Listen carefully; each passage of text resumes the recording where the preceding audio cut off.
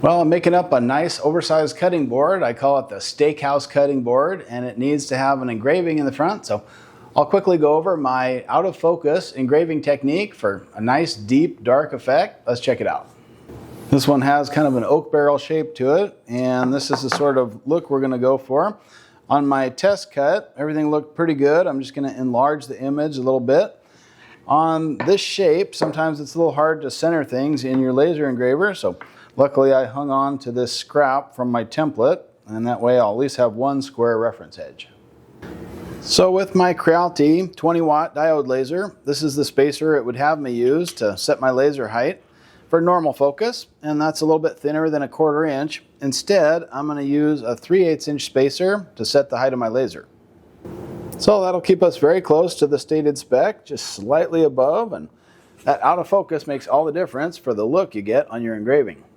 It's always a little bit of guesswork how big you want the design, but I think this will be about right.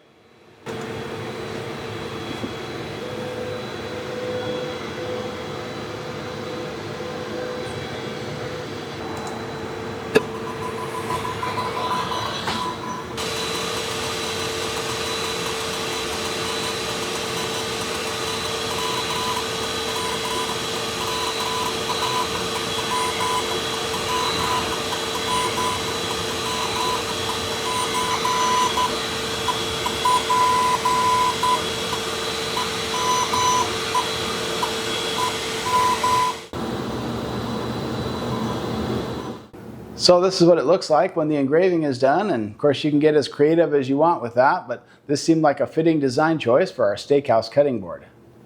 My test sample was a little bit smaller just so it's quicker to run, but I sized that up to match the board and kind of did it offset, and that came out really nice, so I'm pleased with that.